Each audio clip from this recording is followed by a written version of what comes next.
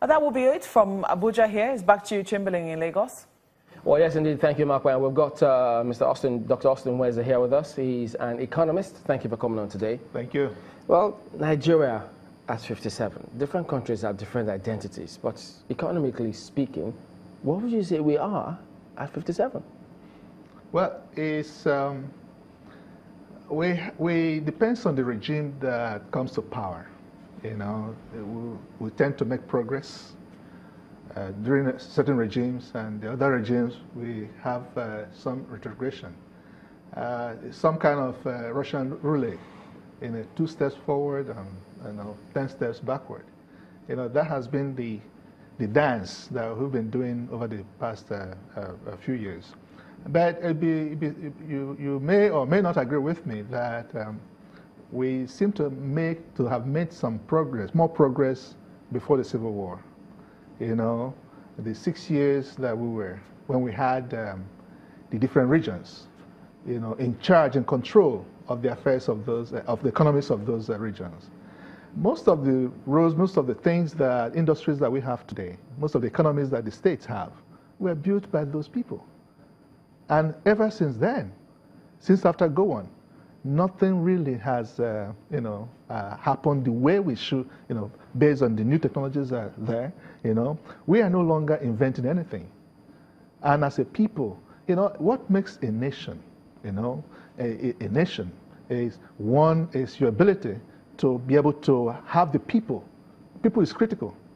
And people is not what you have acquired, but what's in those people. What makes a man is what's in the man. It's human capital. The human capital.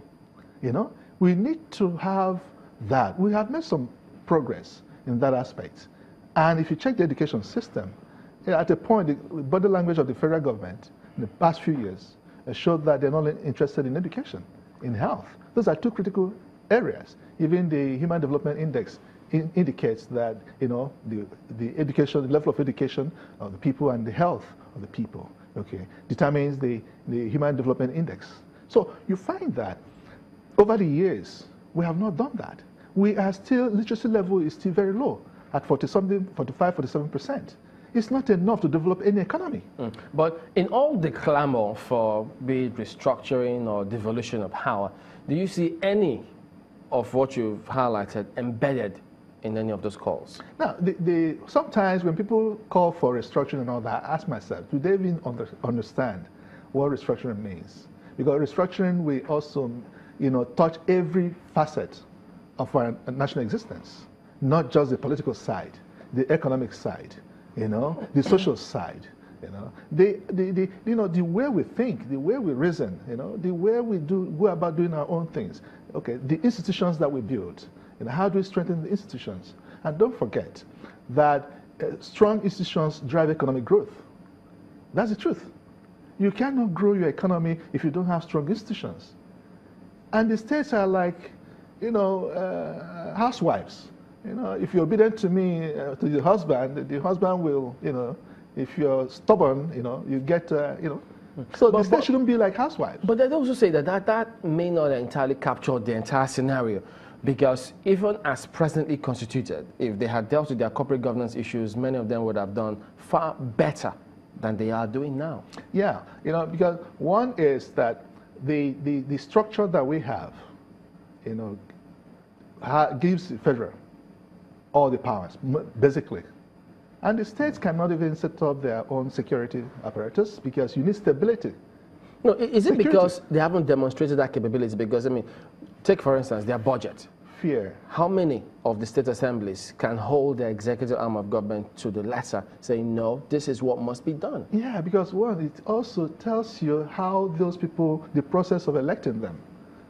That do we blame that too on the center? No, the center, yes. When the head is sick, it affects the whole body. Because they're drawn from the center. But even at the center, process of producing leaders from the center is faulty.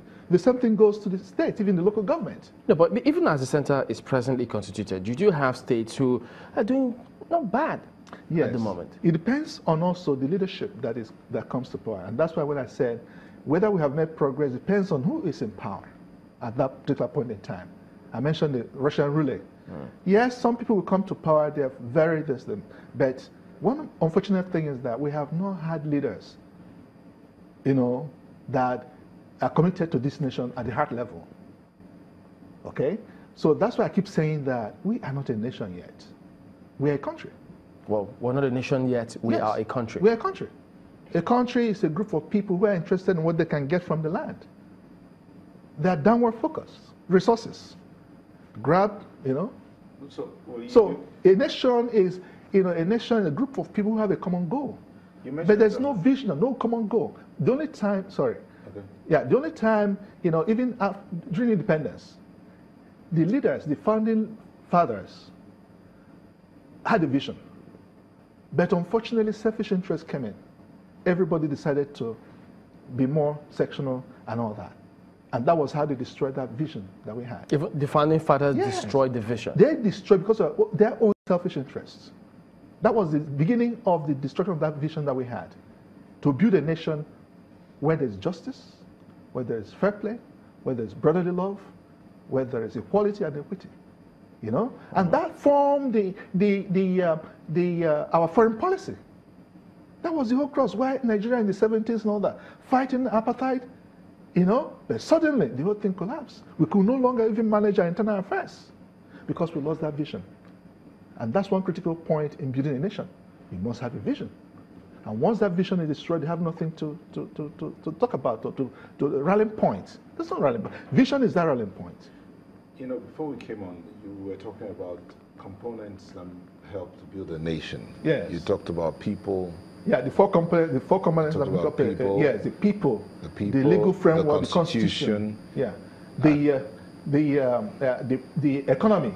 The economy, the viability of the economy, and then recognition. Yeah, how the international community, but there's in all this four, where do we stand as okay? You've now said that we're a country, not a nation. Yes. Are we anywhere close to being a nation?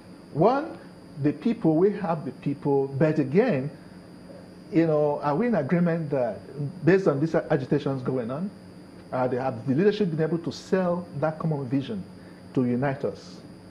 There's no common vision. So people without a vision... Yes, they will perish, definitely. We are people without a common vision. And that is not a nation. What should the common vision be?